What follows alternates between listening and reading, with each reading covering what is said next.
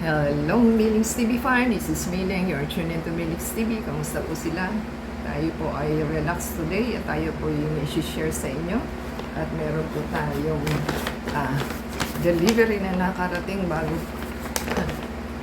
naulan po at bumuhos ang ulan, pero siya po yung naunang nakarating. So, yan pong ating i-share sa inyo.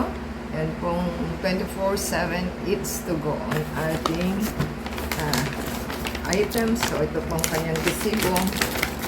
Nagpapadala po sila na resibo. At ang ating in-order po is tomato and feta salad.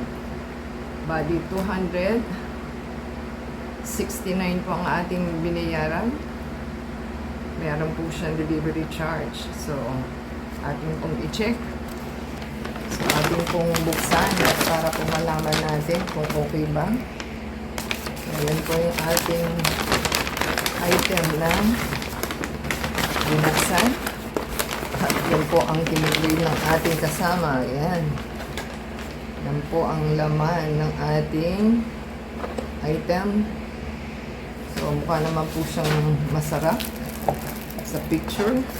Ang tayo umu-order. So, kakaiba yung kanyang salad.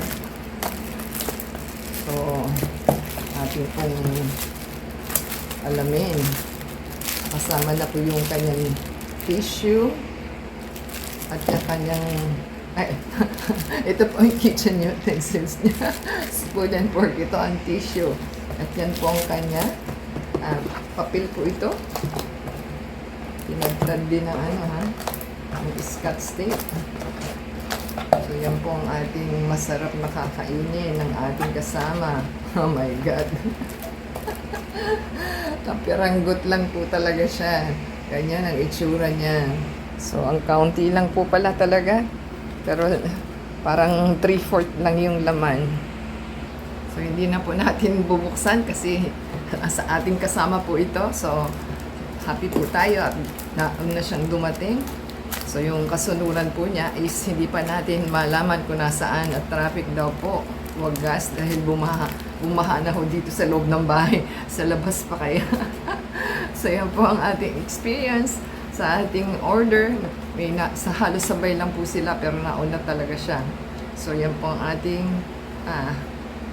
items. So, shoutout sa ating 24/7 Eats. Bites to Go Inc. ang company. So, 24/7 po yung eat, yung kanyang eat talaga. So, basta thumbs up po, comment down below.